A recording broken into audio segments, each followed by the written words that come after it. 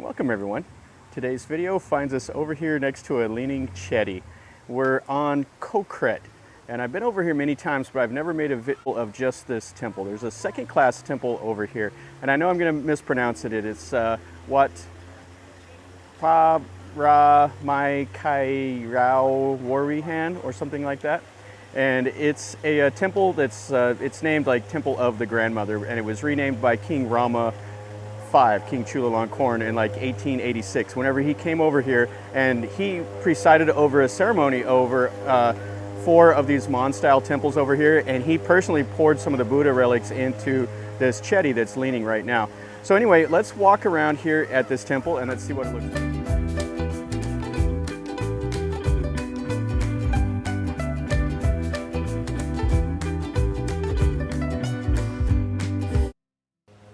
And this is the Mons style chetty. And at one time when it was first built, it was straight up and down. But it's right here at the point of the island. You can see this is the Chao Phraya right here. And the erosion from the river caused the base of it to become unstable, and it's leaning. They tried to come over here and right it, but it was just, the base was too settled, so it's the way it is.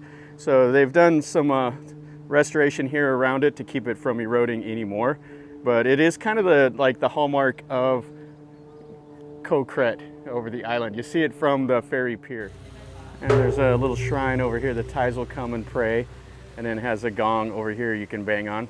And then they've done a lot of work over here. They've added this little courtyard with some tables and stuff like that, and it's quite a nice area. This is a statue here of King Chulalongkorn, King Rama V. And he gave the temple its current name. It was formerly called Wat Pak Ao, which means Temple of the Estuary, I believe. And it was started constructing right after they dug this canal. So it's an Ayutthaya era temple. And this part of it right here, this is the man-made part. And they dug a canal right here, and it flooded, and it washed away the canal, and it made it into just part of the river.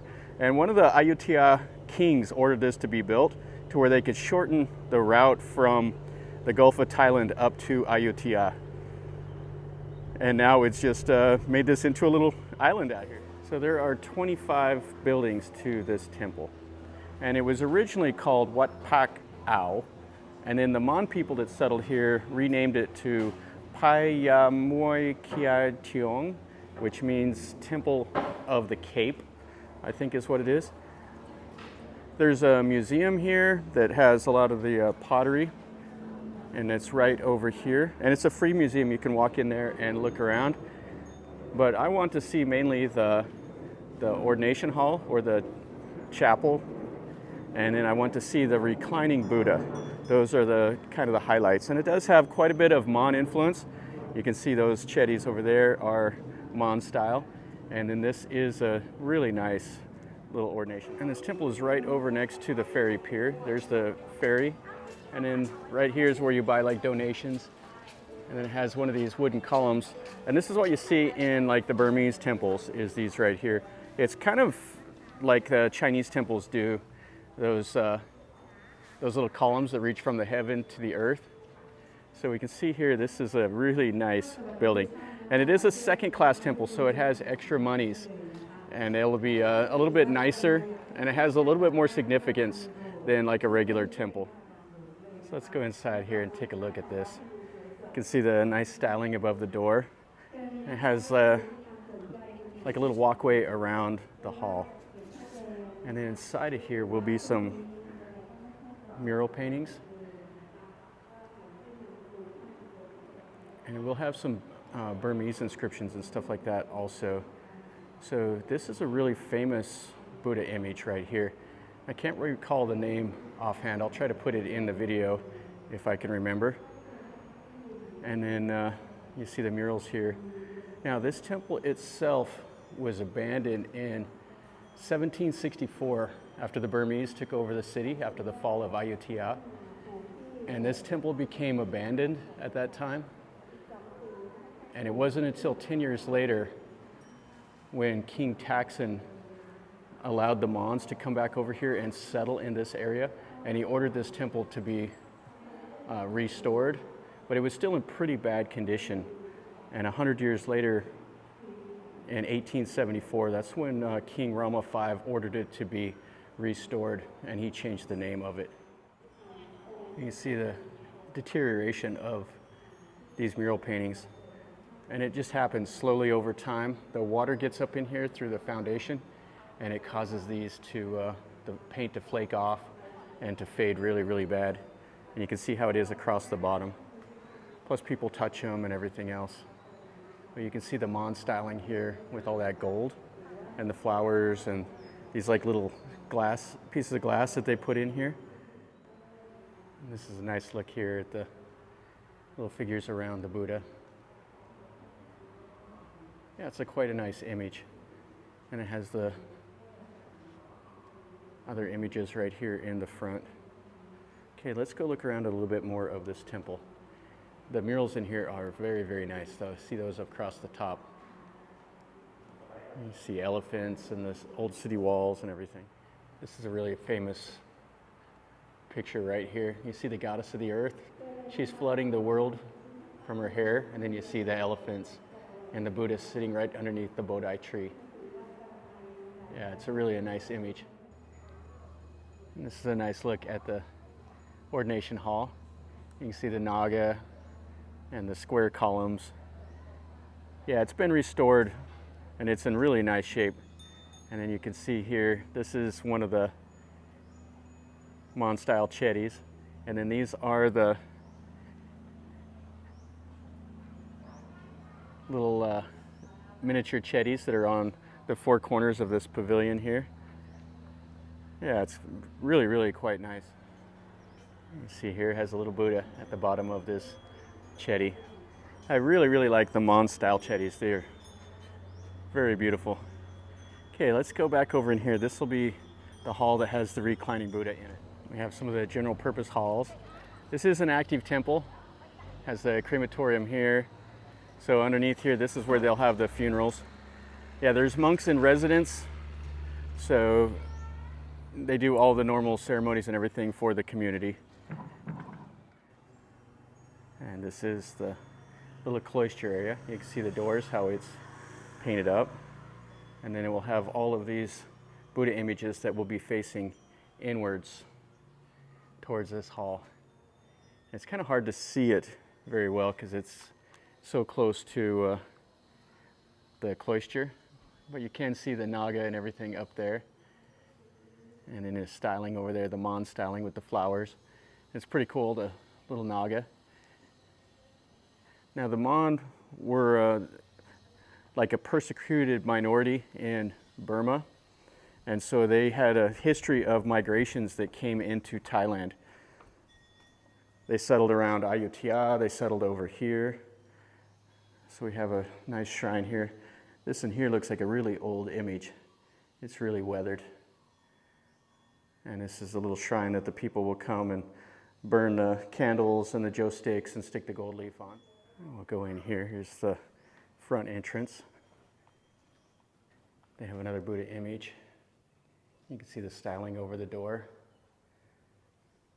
And then has a high threshold here. Now the thresholds will always be raised up. And what it is it's the belief that keeps the ghosts out. The ghosts can't climb stairs, so they'll just skirt right on by the door.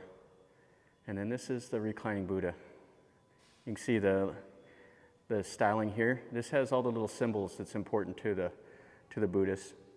And then even the little swirls have meaning. And then it's covered, has the robe over it. And then it's right there with his hand supporting his head. I've seen different styles of these, and I always really like to see the reclining Buddhas. And then you can see the hall. They've decorated the ceiling up with all the patterns. It's really, really nice. And then they've painted the window shutters also. And this is the pattern that's on the inside. And this is a nice look at it. So that's the top knot. And his eyes are downcast. And its right arm is supporting the head. And this one here is maybe about 15 to 18 meters or so long. And you can see the styling here. So this was built in 2535, and the current year is what, 2566? And it has some little amulets and little miniature statues, all the important relics here, and some more Buddha images all around. And then this is the back side. You can see the top knot and the little hair rolls and everything. And then the styling with those little pieces of glass. It gives you kind of a 3D feel. And then the bottom of the pedestal. And you can see the little reclining Buddha right here in front.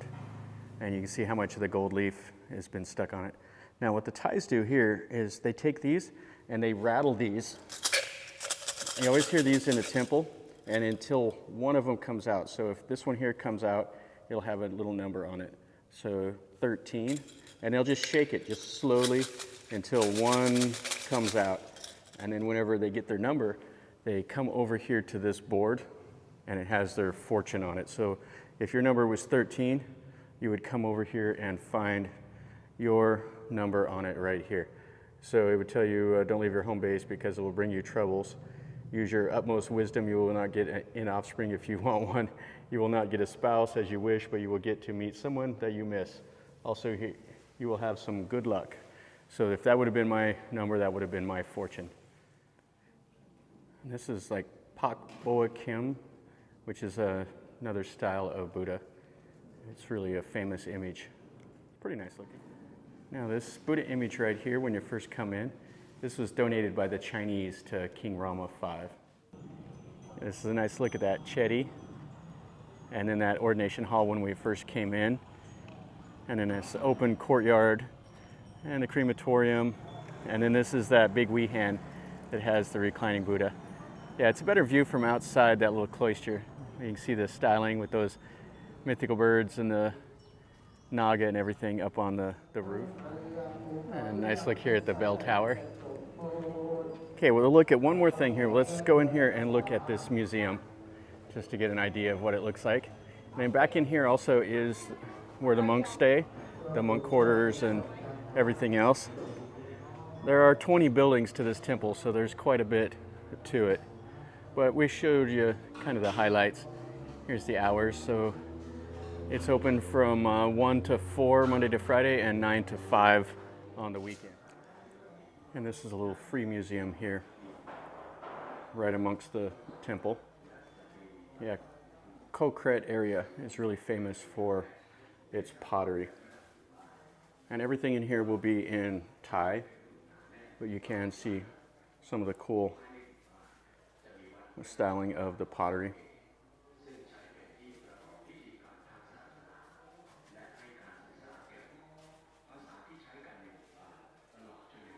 Lots of little detail work.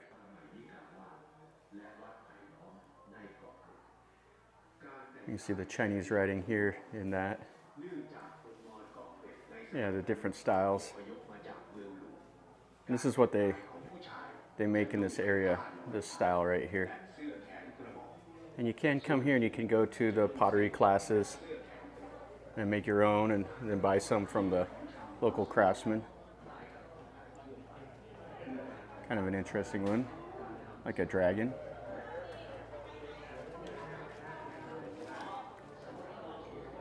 And some more. And the little replica of like a kiln. They even have a little video here talking about it in Thai. Let's going to finish up our video over here at the second class royal temple, Wat Paramaiyikawat Warawihan, I think is how you say it. Anyway, I'll put the name of it on the screen. It's a royal temple that's in the Ayutthaya era. It was built right after they built the canal that kind of shortened the route from the Gulf of Thailand up to Ayutthaya. And that's kind of what made this place into the island. The temple itself is quite nice. The styling of the reclining Buddha and then the principal Buddha inside of this ordination hall is really nice. And it's cool to see the Mons styling and the Mon influence in this temple. It's kind of an unknown when it was first built, but it is late Ayutthaya era. So anyway, I've been here many times. This is the first time I've came and made a dedicated video just to this temple. I've done all the first class royal temples, and this is a second class, which is just one grade below the first class. So anyway, it's definitely something you want to see when you come over here to Pak Kret. You can go shopping, and you can also see a little bit of the culture and the heritage of it, and this temple is part of it. So anyway, if you like the video, smash like and subscribe to the channel if you're new here. This is what I do. I show you things that I see and tell you a little bit about what I know. So if you like that, subscribe, stick around, and you're notified when I post a new video. Leave me a comment if you've been here. Tell me what you think, or if you have any questions, let me know also. And until next time, from over here in Ko Kret, remember, life is a journey. Until next time, enjoy.